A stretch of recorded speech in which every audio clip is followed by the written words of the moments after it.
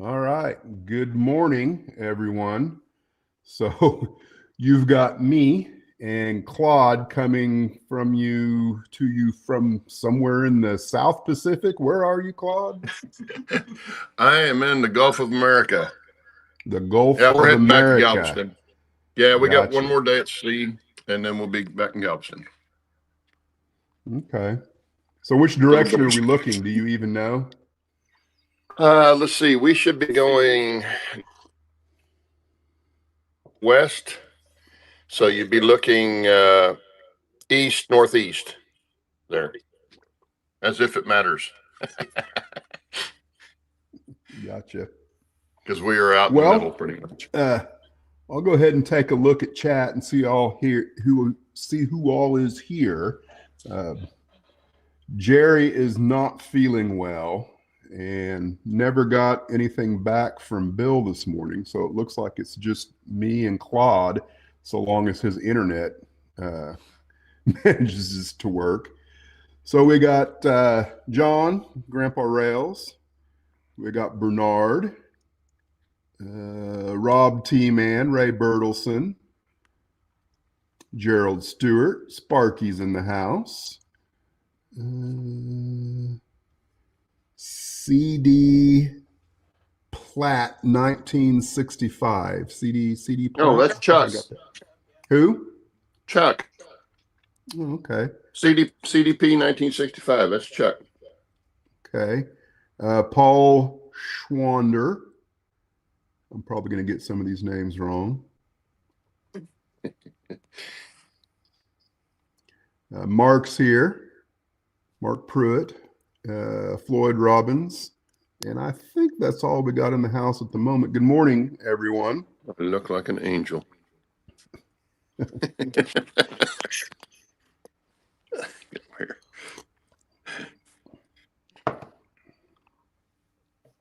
Well, I know Lynn McCurdy's on a cruise. He's out in the South Pacific. Yeah. He was going on a long one. Yeah. I think he left a comment on my video from last night saying that he missed it because it was already the 31st or something along those lines where he was at. So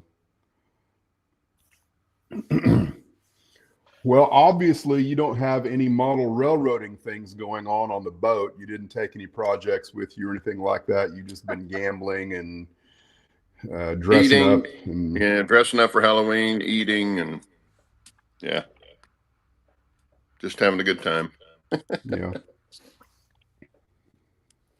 Well, we were talking before the show, and of course, I've got the locomotive back up on the layout, but I've had problems with the 461 derailing. It's one of my better running locomotives as far as the mechanism goes, as far as starting, stopping, super smooth, all of that. But the last truck on the tender has just been a constant problem with derailing. And so I was looking at it this morning, and what I think, I don't know yet, I haven't done a lot of testing, but that truck, it obviously has to pivot like this. And the suspension on those trucks, I guess, I don't know if leaf spring is the right word, but they protrude out from the truck. And I figured out that the re-railers that hang down from the sides of the tender, that if depending on how the truck, if it bounces up a little bit or whatever, that those leaf springs that protrude out from the side frame was contacting the re-railers. So I took the re-railers on the outside and I bent them up, and now it looks to me like it can pivot freely. I'm hoping that was the issue. Well, the other thing is our models are so lightweight that we don't have that weight that a regular locomotive would have, so they tend to climb the rails really easy. Right. So that's always a problem that I find with derailing. over frogs or whatever, is because the wheels are just not tracking well because you have no weight on them. But any of my heavier cars don't have those problems. None. I don't have that problem out of any of my other locomotives. The only other locomotive I've got that has what I would call a derailing problem per se is my number 360, and it's the pilot truck on it. I think there's something, and again, I'll agree with, if there was an extra ounce of weight on top of that, it probably wouldn't be happening.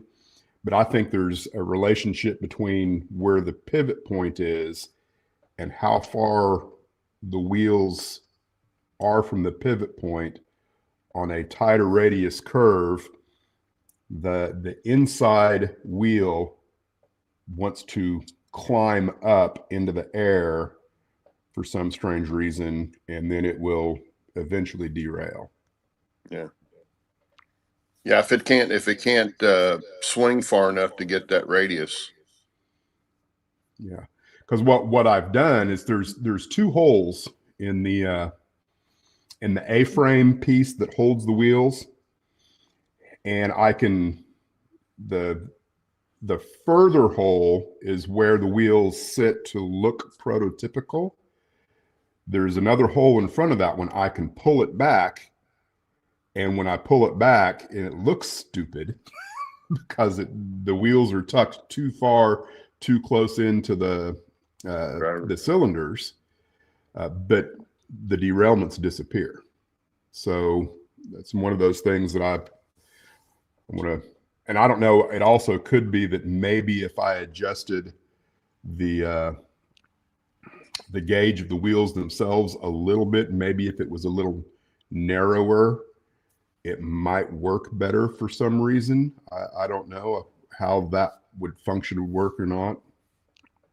Yeah, as long as they're not so narrow they fall down inside the railhead. Right. That wouldn't work. But that's kind of what I think is that although I have gauged it out, but just like with the 461, I can put the gauge on it and I can't see anything with my eye that would make me think that there's a problem. But just a microscopic something, we're talking less than 1/1000th of an inch or maybe even smaller in or out might make a big difference in how something runs. Yeah. As Scott says, some things are very finicky. Yeah. Yep. They're all like females. My wife said, "Yes, sir." Yeah. Yeah, and I've seen that with Blackstones. You'll have one that just nothing ever happens to it, and then you have one that you have all kinds of problems with. I'm experiencing that right now. I'm still the one that I sent to Blackstone to get a motor refit. I've now sent back a third time because it's still, I don't know what's wrong with it. All I know is that it ain't working. Right. Well, I bought two of the undecorated Blackstones, and it's been long enough ago I can't remember exactly. Now I did go back into eBay and look, and I'm pretty sure that the one that's sent out right now I bought in 2022. But regardless of when it was purchased or who I purchased it from, is both those locomotives ran. When I bought them, the only thing I had to run on was the time saver. And so I only had like 8 feet to go back and forth on. And then, at some point, I also got this. And so my recollection is once I got this and frying pan connected, is when I first started to really run those locomotives, and both of them froze up after some running. One of them, and then I did the whole hook up the DCC, burn, run it until the smoke comes out of it. It should be good to go, which worked. So I had two of them. One of them, which I believe is the first one I purchased, which is why I think this one's the one I purchased in 2022, because I could find no record of the other one. I changed it to the address number 8 because I had another locomotive at the time that was a number 3. Because one of them I never changed off of number 3 that comes, like from the factory, because they were undecorated with that programmed in. So I've put one in number 8. The number 8, that oil burn took pretty good. I ran it for, several weeks, I would say, before it froze up again. The number 3, my recollection is like one weekend worth of running, and then it froze up again. And I did the oil burn again on it. I thought, well, maybe I didn't get all the oil burnt out, And then the second time it ran again, but for not near as long as it did the first time. And I did it one more time, and it froze up like almost immediately after I ran it. The motor, the mechanism, the wheels, the way it ran, everything about that locomotive ran fine. There was nothing wrong with the drivers, the locomotion of everything. Nothing was wrong with it. The only thing that was ever wrong with that locomotive was the motor was frozen up, just like the number 8. Now, I've replaced the motor in the number 8. That's the one that, I did a video on, and it's running perfectly. The other one, when it came back from Blackstone, had the hop. It literally, you could see an up and down motion, and I'm like, well, if you pay money for something, that is not right, and nor was it that way when I sent it in. So I sent it back, and they said that there was something wrong with the drivers. Okay. In my opinion, there was nothing wrong with the drivers. Now, I can't prove that, right? But So they replaced the drivers with a new set of drivers and charged me, because I had already paid for the motor and the motor refit. I'd already paid for that. So I sent it back, and that's not what was wrong with it. What was wrong with it was something else. So I paid for that, and I sent it back, and I started it right here. By the time it got to my new carved section, it locked completely up. Wouldn't even roll. There was a huge bind in the mechanism, the brand new mechanism that they put on. So I boxed it back up and sent it up, and I've gotten one email back, and he said, please review the document, and they had it in some kind of strange format I couldn't open up. Email said, please let us know if you can't open the document. I've emailed 3 times, still haven't got anything back. So I don't know what to do. I'm at their mercies when it comes down to it. I am. I'm at their mercy because they've got the locomotive. Yeah. They can tell me anything they want about what's wrong with it and how, even though I know that there's nothing wrong with that locomotive other than the motor when I sent it in the first time. Yeah. Yeah. And unless you had video proof of all of that before you sent it in. No. It's your word against theirs. If you had video proof of it, then, well, you'd have something to fall on, but. And to some degree, it's not like I'm frustrated. I'm not, Blackstone's got to take care of Blackstone, right? Just like I got to take care of me. So I don't begrudge them for, doing what they think is best for them, Well, sure. whatever that is. I'm not accusing them of anything. See, Scott says, the first run overdub problem. If I burn the smoke out, it only works for a session, then re-solidifies. That's exactly what I experienced. It worked well until it didn't, and it had nothing to do with the mechanism whatsoever. Until it cooled off again. Right. Yeah. Well, I'm like that. with that particular locomotive, it ended up stopping even while it was running, Yeah.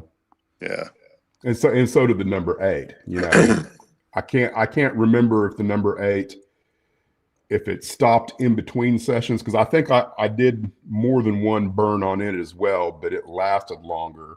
And then I read, on the HO narrow gauge site, the Facebook group, there was a guy in there said, just don't do that, because if you could clean the motor, it is still a really good motor. You just need to clean the motor, and it will work fantastic for you. So, but if you continue doing the oil burn thing, you'll end up ruining the motor. So I quit doing that. It's is it actually in the motor itself, or is it the linkage going to drivers? I think it started in the linkage and somehow it ends up going into the motor. I don't know, because I've got, this is what came out of the number 8, and when you pop this off, there's grease in there, but it didn't look to me like there was so much grease that, let me find, not that you can really see any better, but right here is where the worm gear is. And, it's not like it appeared to me that there was so much grease in there that it would ever have stopped the motor from running, unless somehow it pulls the grease back off inside the motor. Otherwise, it would just be a matter of popping that off, cleaning the grease out, and it should work. But that's just not the case whatsoever. Oh, okay. Well, it's got to be in the motor then, yeah, which makes it tough, because cleaning the motor out, I would think, would be much more finicky.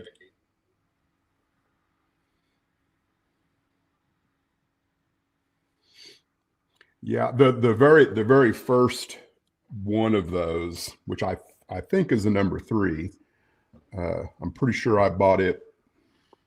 Well, no, I think the number 8 is the one I bought first. The number 8 I got for a pretty good price. Not what they're going for today. Put that last comment you had up there.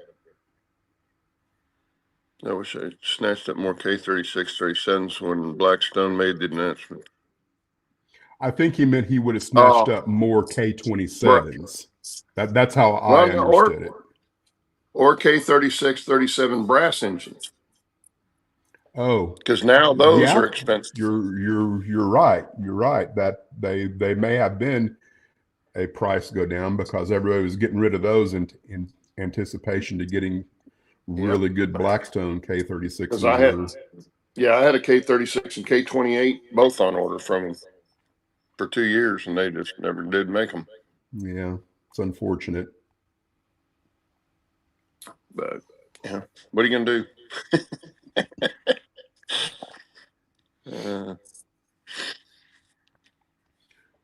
Which I think what I should do right now, let me, I'm going to throw the link in there and see if anybody would like to pop in and say hi to us. Maybe talk about a project they've got going on or something.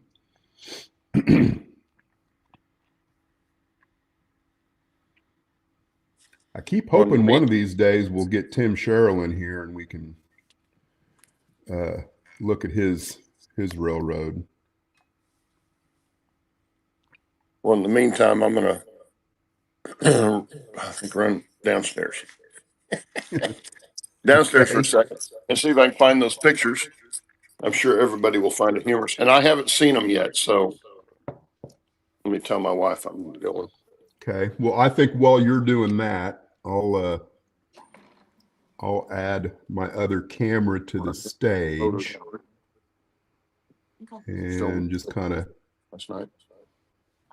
show everybody what's going on here real quick if anybody cares.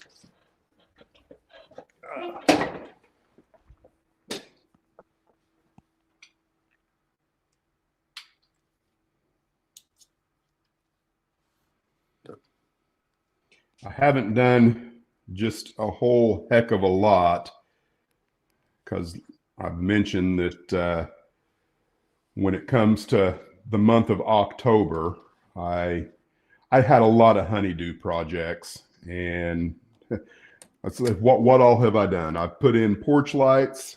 Uh, I installed a new faucet in the sink. I had trees to trim. There's just lots of different things that needed to be done. So looking up here, this is something that I kind of worked on. The idea behind this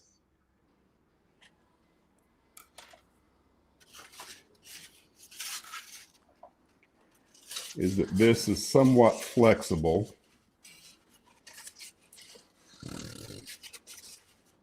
And that's kind of my very first attempt at doing any kind of major carving with foam. And you can see I've got this in here. I'm not entirely sure how all that's going to go. And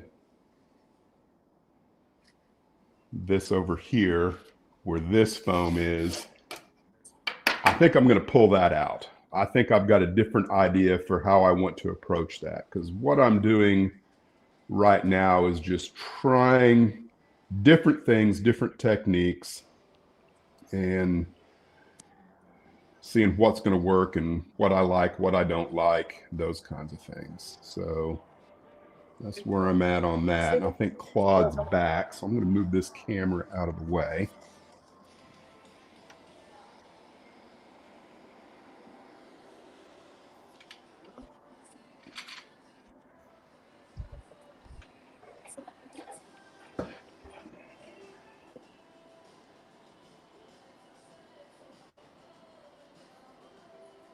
There he is.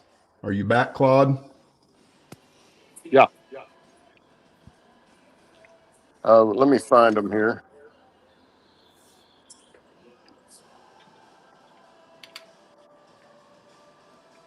Okay, this ought to be fun.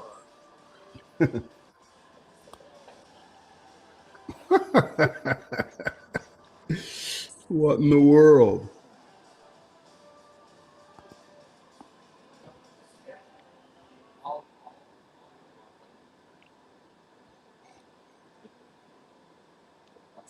And by the way, she hates having her picture taken. Well, you So can't tell by the smile on her face. I know she did good last night. I think she was having fun, and they were posing us. Yeah. With two different backgrounds, basically the same pictures.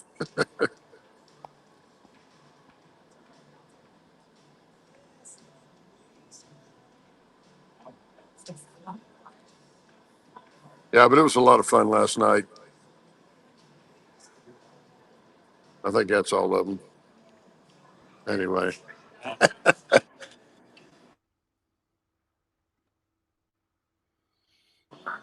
Pretty cool. Uh-oh. He lost his camera. There he is. so anyway, yeah, they're getting ready to have the. They always have the last day. They always have a veterans tribute.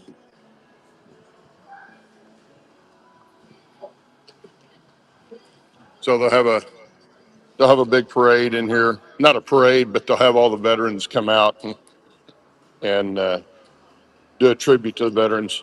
And there's quite a few on the ship, by the way. Yeah. But yeah, it's a lot of fun. Anyway, I thought everybody might enjoy seeing me dressed like that. It was kind of a, sorry for the noise. Um, it was a steampunk kind of thing. Jules Verne, that sort of thing. Was that the same hat you wore when you stood in front of? I don't know what, I can't remember what locomotive it was when you had the lamb chops. Yeah, yeah, that's the same, except I added some stuff to it.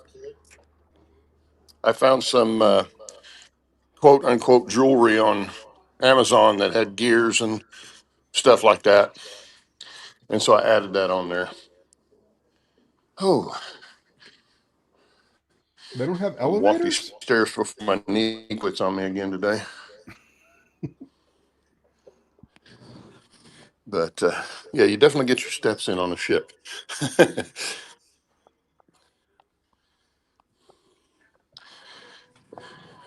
But that's as close as I got to railroading this week. Yeah. Oh, long corridor.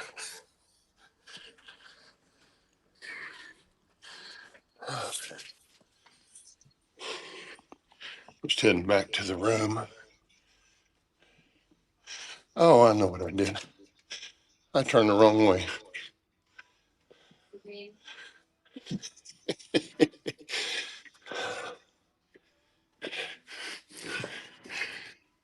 Might as well go on without me.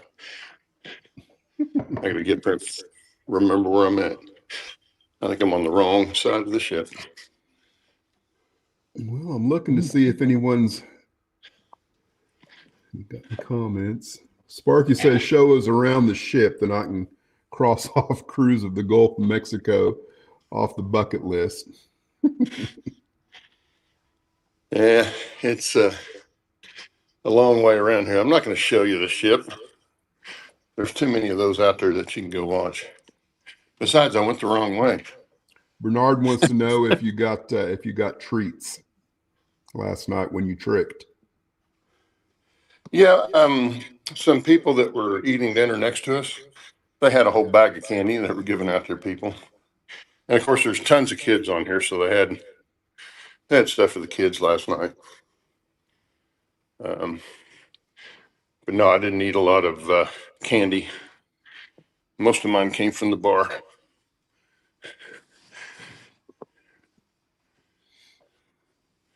It's always a lot further when you go the wrong way.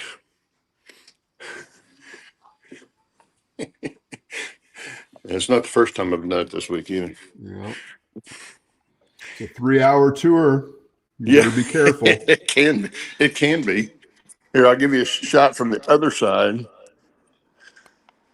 Now, this is the okay. That's looking toward the Central Park, and then the Solarium or the promenade's down there. Where I just came from down there.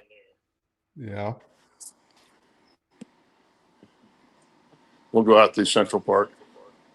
It's one of the nicer places on the ship. I may lose you. I don't know where the Wi-Fi goes on this thing.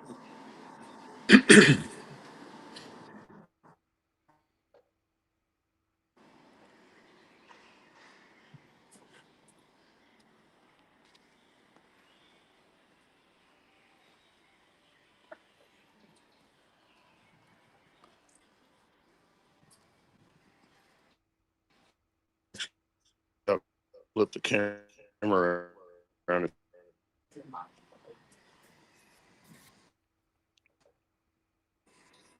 Uh-oh. I think we're froze.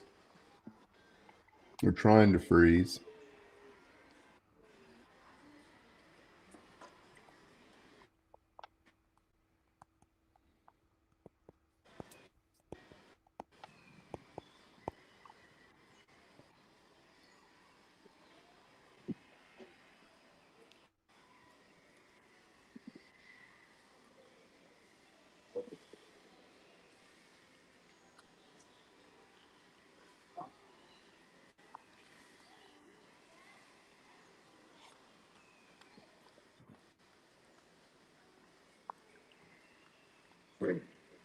Didn't seem like it took this long for him to get down there. It didn't. I told you I went the wrong way. Oh, okay. Instead of turning around and going back, I just went down and circled around. Okay, now we'll go back in here.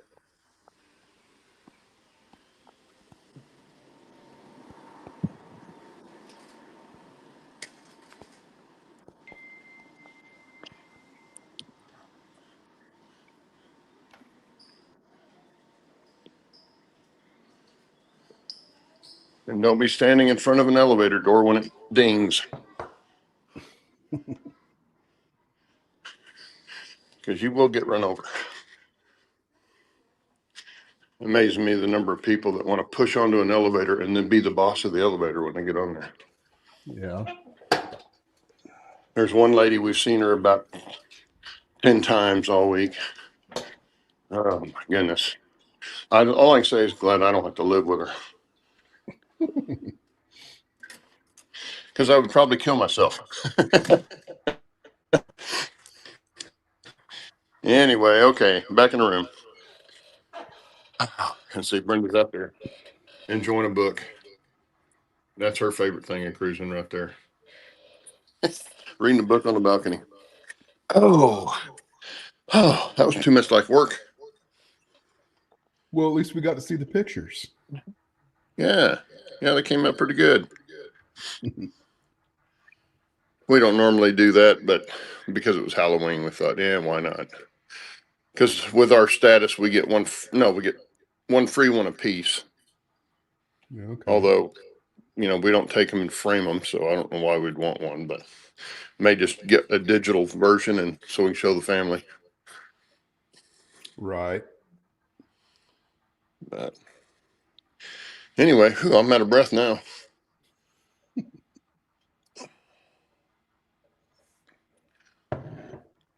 So nobody wants to come on the show?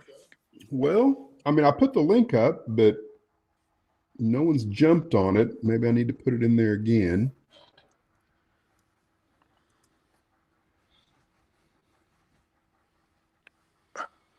Just in case. I know Steve Trevithick, probably pronouncing that all wrong. I know he's got several updates that I haven't even looked at for the train waybills that I've been using. Because I've just this whole month I've done very little in the train room.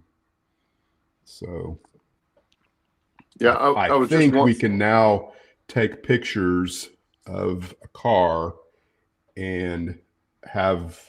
So if you're looking through your waybills or car cards, if you're looking through your car cards, there will actually be a photograph of the car itself attached to the car card in the program. If I understand right, I haven't looked into it yet, but if that's the case, is this a photograph you take of the car you have? Yes.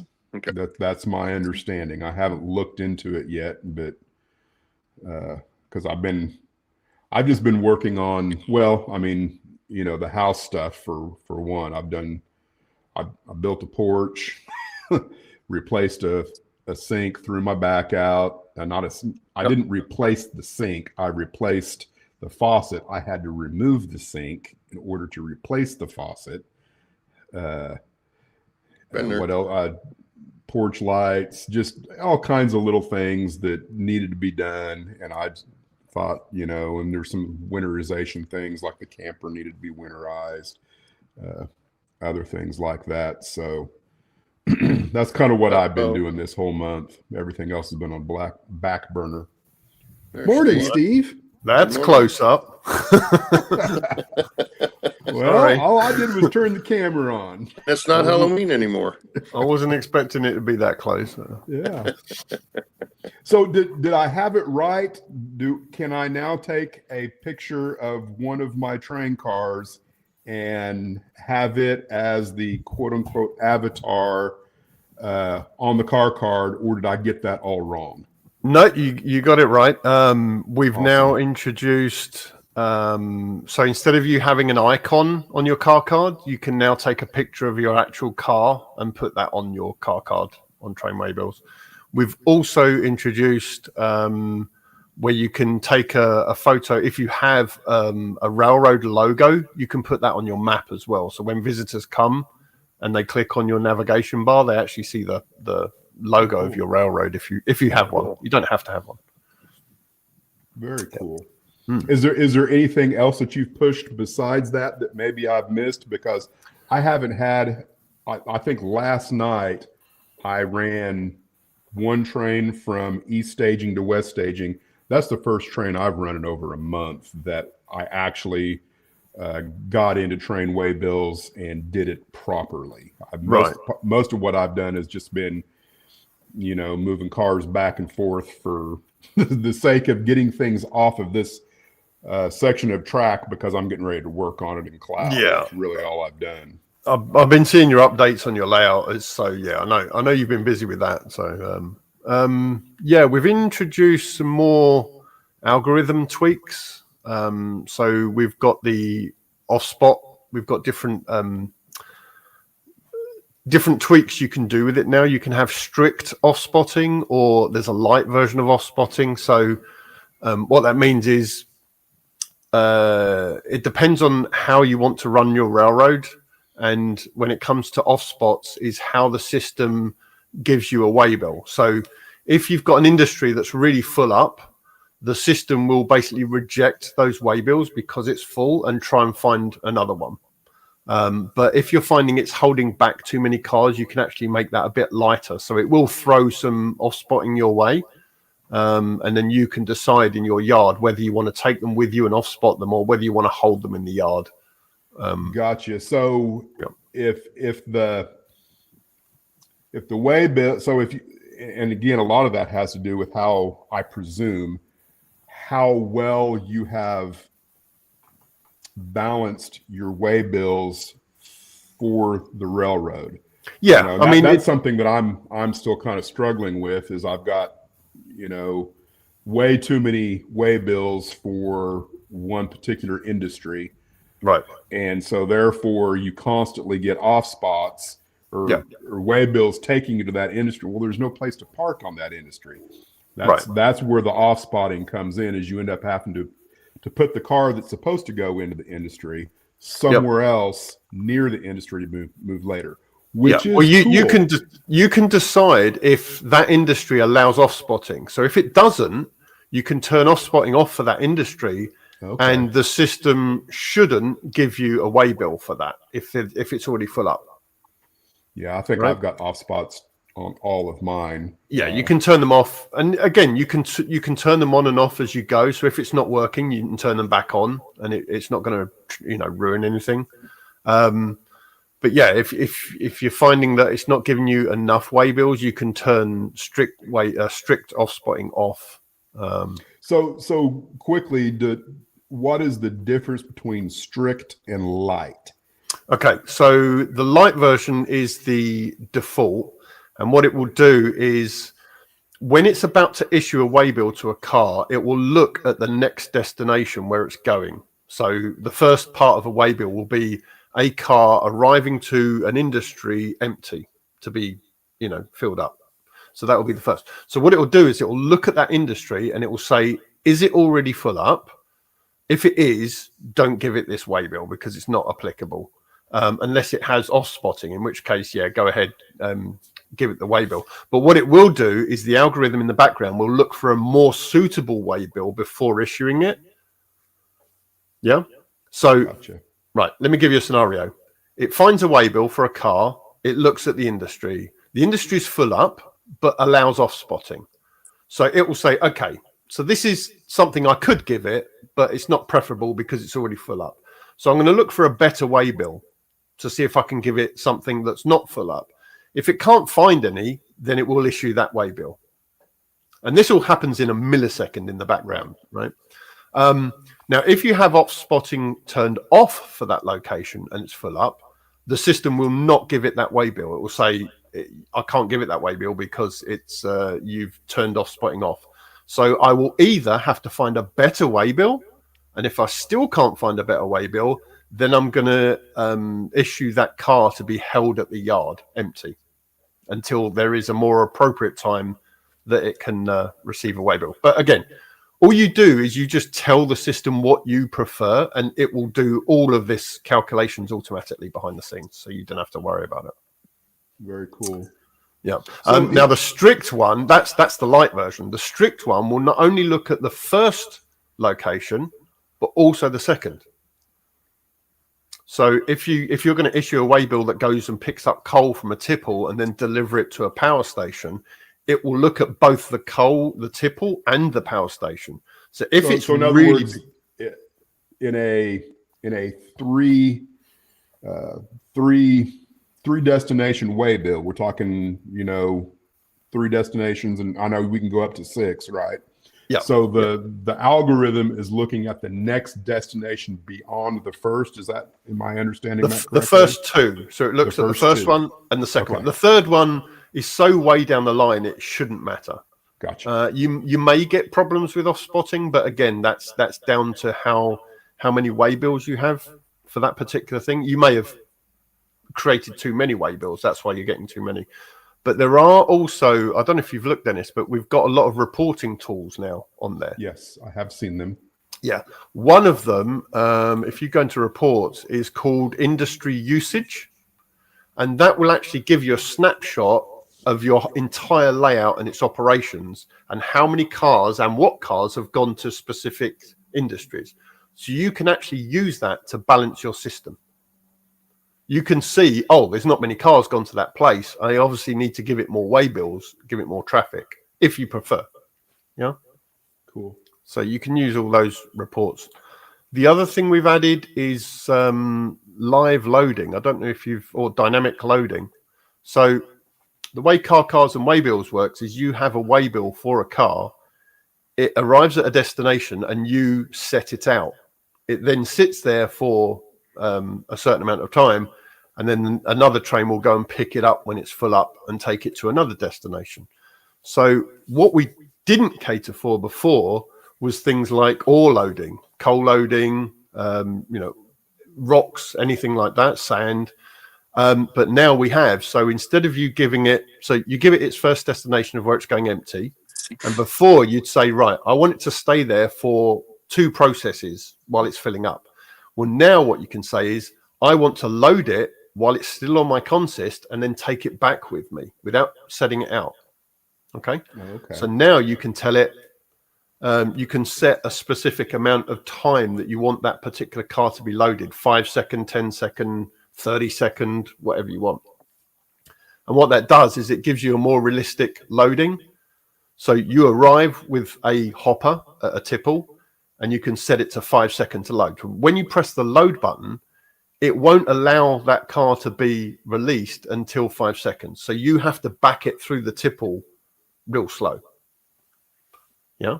But then that car is now marked as loaded. Now you can take it with you in your consist. You haven't set it out and you haven't had to pick it up. It's still in your thing. So that's for people who do bulk co-loads. Have you? I'm trying to think of how I want to word this. So in your own operations, or I understand you also operate with a club, and that's where you do most of your play testing of the system. Mm-hmm. How much of that is going on at the club, and what are people's feedback on that? 0, because we strictly use car cards and waybills. This is not something that you have on car cards and waybills. It's not something that you would do. Oh, okay. So your club is not making use of train waybills. No, they're technophobes. Oh, okay. I was thinking that your club actually was using train waybills, but they're not. There's a lot of people that want to use it because they're really interested in how it works and how it's going to benefit the club. But certainly the person that runs the group is an elderly gentleman, and he's very technophobic. So he's not keen in having us use our phones or tablets, although we use use them for DCC Right. as well. So I don't understand that, but yeah.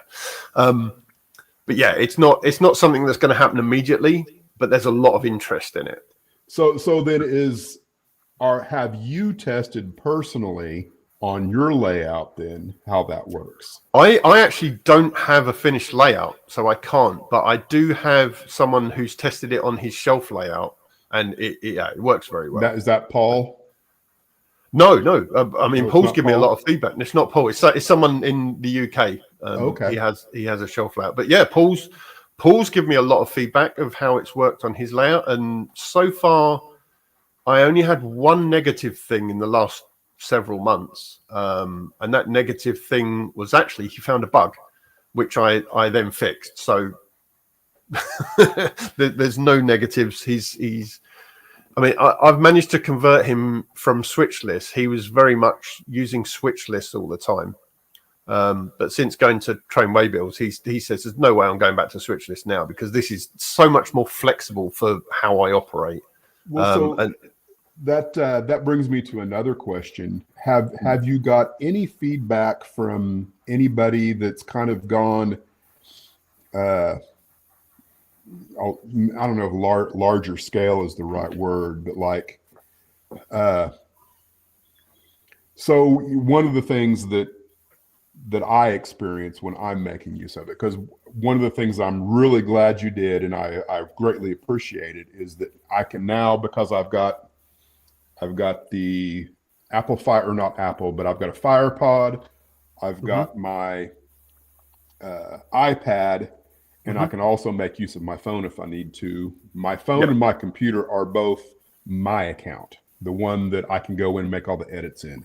My Fire Pod, if I'm using, I don't even know if that's the right terminology. It and my iPad are users, so that I can have 3 trains from 3 different users at the same time.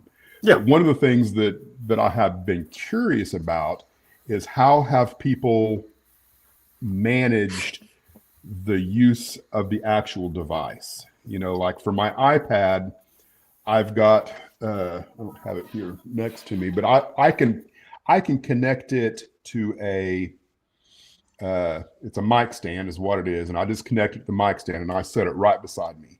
So I can scroll, I can look, and I can do that.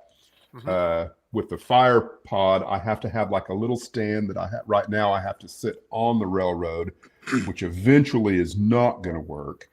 I was just curious, have you had anyone or seen anyone that's made mention of how they're interfacing the actual devices that they're making use of the program with, and how they're dealing with that? Are they using their phones? Are they primarily using, like I prefer the iPad, you know, and it's almost made me think that if I really want to go full scale with this, looking into refurbished larger devices, because if I have Claude over, Claude's going to need training. And so I bought this the other day. This is a Samsung tablet. It cost me £130, I think, and it's a refurb tablet, and it's perfect. It's So then it's not expensive, you know. Sorry about the noise. Because that's probably one of the things I'm going to end up doing when I begin creating my fascia, which I've already kind of gotten started on, is do I go ahead and do something that because I want to, what's the word I'm looking for? I want to standardize what it is I use. That way, when someone walks in the door, they don't have to have their own device. That's the whole key in making it work for you. In my opinion, is I give them a throttle, and then I give them, you know, a device to make use of what it is. You know, like obviously, if it's cars waybills, you just step up and you pull them out of the box or whatever. And if you know how to do it, you know how to do it. Or if it's switch list, you give them a clipboard with a switch list. There's still going to be training involved regardless of which one of those three things you do. Yeah. I'm actually just about to do another video, which is going to show how you operate train waybills. So in the tutorial videos, you'll be able to just say, watch this. It shows you how to do it. And then once they've watched the video, that's your training done. Because I mean, you know, car cards and waybills, you're right. It's every layout you go to, they operate slightly differently when it comes to car cards. Plus, it uses a lot of human intervention. Like when you turn the waybill over, how would you deal with off spotting and you know, where you put your cards once you've picked them up and you have to shuffle all the cards along. There's a lot of human intervention, which some people just cannot get.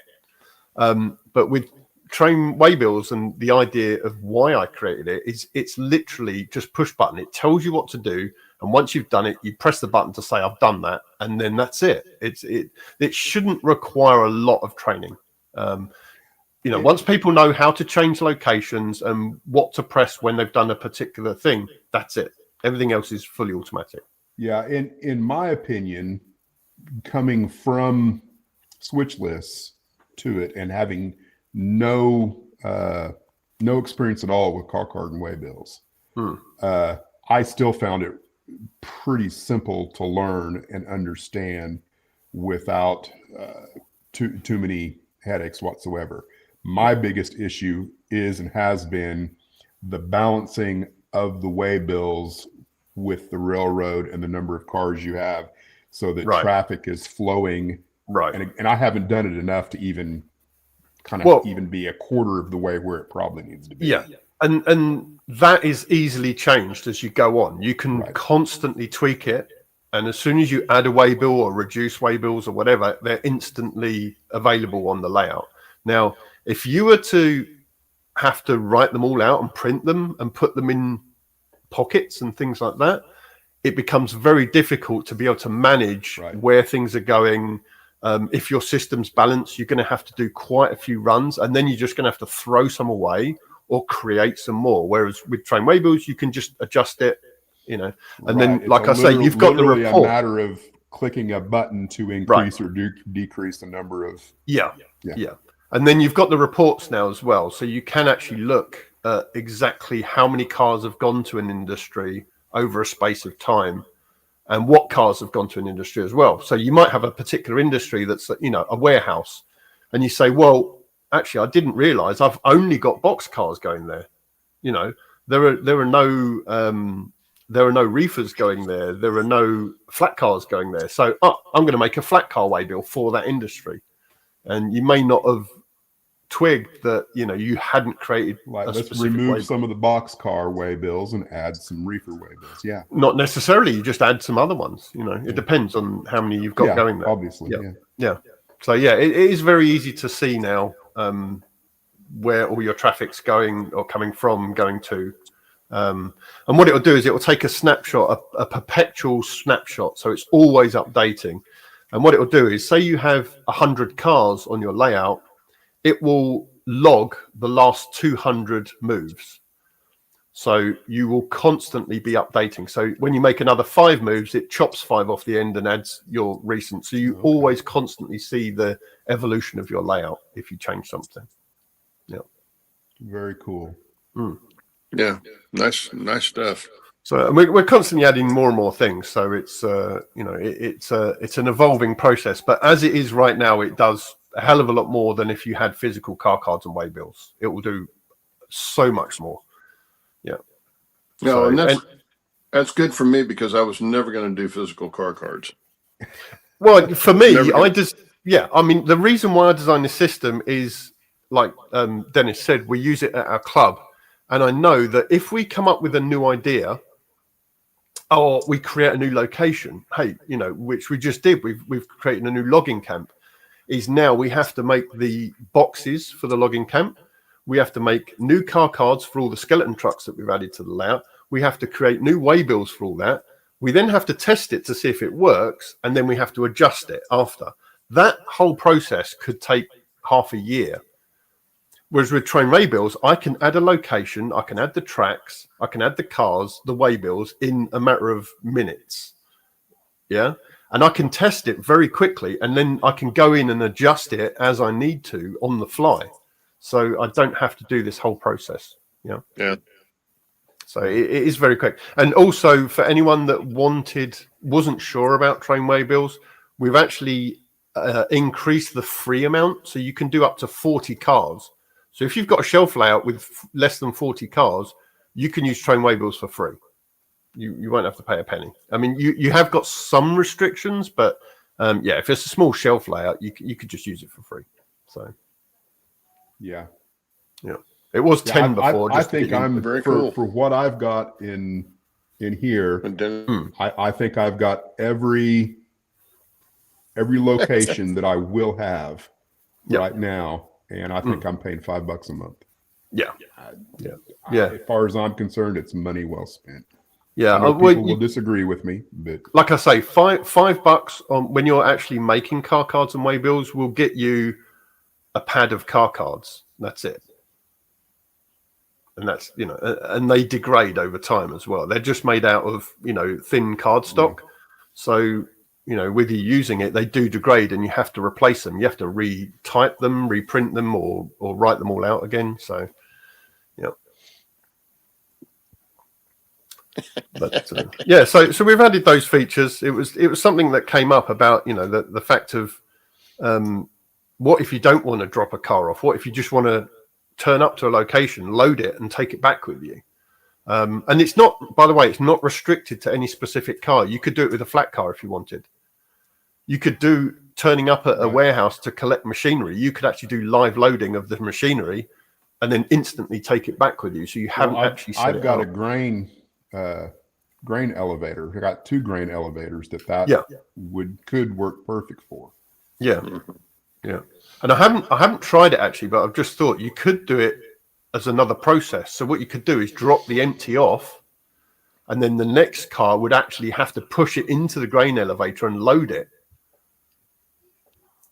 So it's a so rather than you turn up, load it, you could drop it off as an empty, and then it will sit there for a while, and then it can be put into the grain elevator later. So you can do it however you want it. But the fact is, we've just added it as an option, is rather than that empty hopper staying there for 2, 3, 4 turns, it has to be loaded instantly.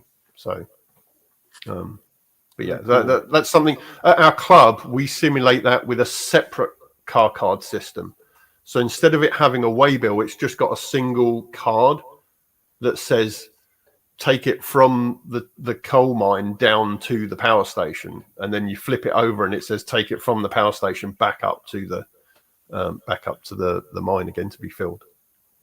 And we only have a set amount of those, so it never gets filled up too much on one end. You've only got a set amount that can go up and down the main line, so the power station will never get overloaded with coal, which has happened before we had the card system for it. So people just bring in so much coal down that you couldn't even run around your train. It was so busy in the power station, there was no room. So yeah, we fixed that with a limitation on the cards. But yeah, that's I think that's about it. I don't think we've added anything else. Well, I'm going to start looking into taking some pictures, maybe even this weekend. I'm going to work on Workbench Pass as my goal for this weekend, and my daughters are going to be here this evening. That should be interesting. Don't think I'll be able to talk them into operating, but I might try. Probably not. Yeah, I've been watching your videos. It's quite inspiring because I'm going through a house refurb at the moment. So I built my workshop, and then we started the house refurb. And what happened is the workshop ended up as being a dumping ground for all the stuff we wanted out of the house while we're doing the refurb. Yep. So now we're getting close to the end of the refurb. I can start emptying the workshop, ready to start building my layout. So hopefully I'll get some YouTube videos up of. Well, I'm going to be going from nothing. I'm going to be going baseboard structure upwards. So yeah. Well, I think that's our show for today. It's 10 o'clock. Thanks for hopping on, Steve. You kind of saved the last 30 minutes I know that. of I know you- awkwardness that the show would have I been. wasn't without preparing somebody. to. I was actually busy and listening to the show, and I heard my name, and then you said, "Oh, pop on." So, and I knew that I had some updates. So I thought, yeah, I'll jump on and tell you what we've added. So, yeah, I was wanting to ask you about them. All right, guys, we'll call it quits here, and we will see. I think Claude will be back next weekend. Maybe Jerry will be healthy, and we'll have a full show. All right, we'll see everybody later. Thanks. Thanks, sir.